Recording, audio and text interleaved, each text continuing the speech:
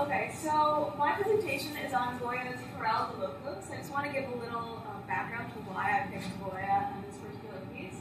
This summer I spent a study abroad session in Spain, and I learned a lot about different Spanish artists, and I feel kind of connected to them because my father comes from Spain. And also I picked Corral de Locos because I wanted something that I've never learned about before in any art class. So that's why I picked these. Okay. This is Corral de Locos. It was painted in 1793-1794. It's no larger than, it's a little bit larger than a piece of printer paper. And it's part of a series called cabinet pictures. They're all pretty much the same size. They're also all painted on tin plate, which is not the traditional canvas that artists used to paint on. So that's one interesting thing about it. And I researched it and found several different methods that art historians use to kind of interpret the painting. One was social art history, and that aspect was brought up in different ways: political, cultural, art historical ways. There were some psychoanalysis methods that were used in identifying the subject matter of painting. And lastly, autobiographical methods were used to see how Goya's life actually affected his painting. So there are 2 main points in my paper and what I got from my research, that his unknown works, not, Maja Desnuda or the nude Maja, not the royal portraits that were commissioned by the king, but these unknown paintings have a lot of meaning, even though they are pretty much ignored by most art historians. And that also, Corral de Locos, most importantly, is a timely representation of the turn of the 18th and 19th century. And if you take it out of that context, it doesn't carry as much meaning. So the historical context. This is a painting that takes place at the Zaragoza asylum, and there are certain ways that we can kind of figure out that this is the case. Goya writes in his letters that he witnessed this scene in Zaragoza.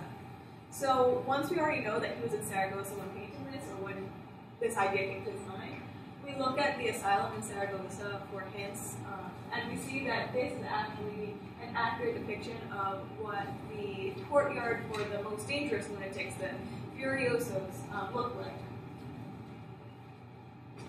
In terms of architecture, we see that it's an open courtyard. We learned that in researching the asylum, they had just newly built, maybe a decade earlier, a new wing for the dangerous people in the asylum. And we see that it's open courtyard, which is different than other contemporary asylums of the time. Secondly, we have depiction of costume. So this man right over here is being depicted with like a green suit, hat, he was wearing boots, and this was actually the uniform of the less dangerous inmates. It was called the Goya. And so by painting this actual figure in the painting, we are able to pinpoint this as being a Zaragoza asylum. Also, in other images, let me show you the next one. Here, you see there are nude people fighting. This person's only wearing a sack. That's a depiction of the most furious, the most dangerous people in the asylum. They were so dangerous and so crazed that they couldn't even be confined to clothing. And lastly, conditions of the asylum. Most asylums at the time were depicted like this one over here, which is Bedlam in England. You see the man is actually chained to his bed, to the wall, to the floor. Whereas here, you don't see anyone chained. These people are actually fighting because they're not restrained. At most, we see people wearing straitjackets, and that's the most that they did in Zaragoza. And that was actually really innovative for the time of the late 1700s, because the Zaragoza asylum was pretty much the only asylum in Europe that was not restraining their patients, which is really interesting and also pinpoints where we are in Spain and in Europe in this painting. Also, there's some psychoanalytical content that you can take from the painting with the use of physiognomy, study of faces, and how faces portray attributes of characteristics. These two figures in the painting show a patient with mania with fury. It's actually a medical term of the time. And comparing these faces to different faces in medical journals, contemporary medical journals, we see that the faces are very similar to those of the dangerous patients in asylums, which is kind of interesting to look at. And this actually ties into the Jericho portraits we just saw very briefly, which were also doing aliens, and we're pretty much around the same time. That's really interesting. Now, let's pretend I didn't say this took place at the Saragossa Asylum. It could be that it was taking place on a stage. When Goya says that he witnessed the scene in Saragossa, he doesn't actually say that he was in the asylum looking at the scene. At the time, mental illness, and specifically asylums, and the Saragossa Asylum specifically, were subjects of a lot of theatrical plays. And you were able to go to the theater and witness a play that was satirizing the mentally ill in the asylums. And that was one thing that the Saragossa Asylum was known for, and the play that was based upon it. Also, asylums were a place where you could go as a spectator and look at these people as if they were unique creatures, almost like a zoo. And so that's also another interpretation that this is almost a staged production of sorts. And it only helps to further this claim by the fact that Corral de Locos, Corral, has a double meaning. It could mean courtyard, so it could just be the courtyard of the lunatics, or it's a courtyard theater.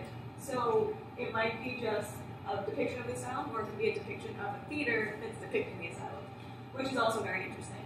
And so if we look at the idea of the theater being a stage, it's also an idea of the theater being a stage for satire, which brings us into the political context of the piece. So during this time, we have the French Revolution, and we also have the Spanish monarchy. And through learning about Goya in my study abroad, and also reading about it in my research, I know that he actually does play a lot with satirizing the royal family. This is another painting by Goya, part of the cabinet picture series. And one interpretation of it is the impotence or the weakness of the Spanish monarch in the face of issues with France. So we see here the Spanish monarch, or a representation of the Spanish monarch with the flowery French wig of the time. He's very effeminate. The figure in the front here is mimicking him as being effeminate. And so if this piece in the cabinet pictures is playing satire on the issues of monarchical control and the relations between countries, we can look at the cabinet picture, the Corral de Locos, as a depiction of the senselessness and violence of the war in France. So it kind of, you can see them as almost a diptych or related in some way by the French Revolution. It's also interesting to note that the figure over here, the lunatic, the wick above his head kind of looks like the Bicorn hat that was very popular in French fashion at the time. We even see the Bicorn hat here worn by the snowman in the front. So again, connecting violence, the wick, with the French and the French Revolution. Okay, so it says other biographical context up there, but so when Goya was painting this, he had just emerged from a serious illness. We don't really know what illness it was, but most likely it was a venereal disease. And this illness created a mental state in him where he actually experienced maniacal bouts of fury, and he went a little bit crazy. And also this illness produced deafness in him later on in life. So if we look at the painting, we can see this figure over here, who I mentioned earlier with the uniform, as being a representation of the artist himself. He's alone, he's distanced from everyone else. And the expansive wall behind him can represent the deafness that he was facing after his illness. You can also see the separation between the lone figure over here and the crazy people over here, as the proximity that Goya mirrored as he was in his illness and facing these maniacal attacks, but how he escaped it ultimately by being getting okay after the illness. And he also, in his letters about these cabinet paintings, he writes that he painted them to occupy his afflicted mind, to kind of a meditative experience to help him cope with his illness.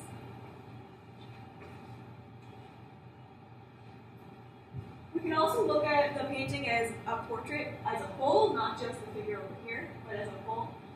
In the Enlightenment, insanity was oftentimes connected to the ideas of creativity and genius.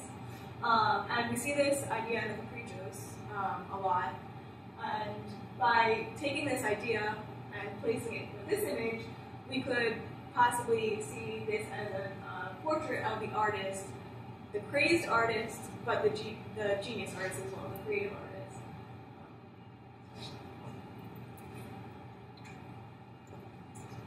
And I think this is the most interesting interpretation that I found, which was the distance between artist and patron. So again, if we see this figure as the artist, the distance he is between him and everyone else can represent the distance between artist and patron. In a memorandum, he said at the Spanish Royal Academy of Art, he said that there were no rules in painting. He wanted to kind of reestablish the way that people were taught how to paint in the academy. And he also talked about how he as an artist felt most satisfied with his sketches, with his rough drafts, with his less detailed works than he did with the works that he made for patrons, the ones that he had embellished perfectly, the ones where you can see the fine detail of the textiles. Which is interesting because he's talking about the duality between personal satisfaction of the artist and, the artist is actually doing a job to make money and give art to patrons. So he mentions in this particular work how this is a work that was made for himself. It's a topic that's not typical for commissioned work. Who's going to hang this in their house? It's kind of scary. And his style is a lot looser and less detailed than his commissioned works for the royal family, for example. And again, as I mentioned before, he painted for a meditative purpose. He wanted to heal himself from his illness. But it was also painted for monetary reasons as well. As I said, it was part of a series. There are about 12 paintings in the series. About half of them were depictions of bullfights or national pastimes, which were very popular because many people like bullfights. Having a bullfight scene in your house would be kind of showing your Spanish pride, showing that you have a great artist on your wall. But the rest of the images, besides this one, show a shipwreck, fire at night, the inside of a prison, like people afflicted by the plague, which are quite scary images and don't necessarily fit in with national pastimes and things that people want to see. But they fit in with the aesthetic theories of the time that were very popular amongst the aristocrats and the people of the academy who were discussing art. These theories were called mixed emotions and the sublime. They're pretty much the same, except the sublime is, to a greater extent, more powerful.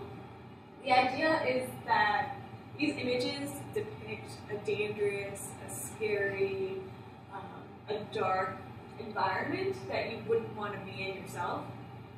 But seeing them close up creates this sense of excitement, like, I'm so close to danger, but I'm actually safe.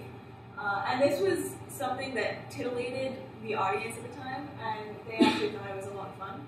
Kind of, I would, I guess, compare it to now how we play video games, and they're dangerous and exciting, but we wouldn't actually want to be there ourselves, or violent movies or something like that.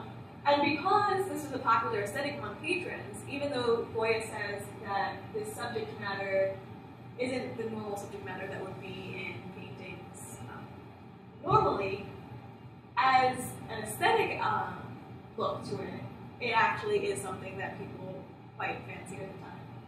So I think that's interesting. It's both for his purpose, to show that he's an individual artist that wants to paint what he wants to paint, things that are dark, things that are going to help him come to terms with his illness and his personal life, but also he still needs money to paint, and so it really helps that at the time people like this kind of aesthetic. So in conclusion, if you take all those things into consideration, the aesthetics, the politics, the cultural context of the theater, what was happening to Goya at the time, all those things are really important in analyzing this painting, and take it out of that context, it's just a painting of some crazy people in a courtyard somewhere. So I think it's really important to look at the social history and the information behind the painting to really understand where it's coming from, and also to perhaps look at smaller paintings that are otherwise ignored or considered other, or one person said in a reading that I read occasional, something that's like in the back of the textbook that you're never going to read. It's important to look at them because they actually speak a lot about the time and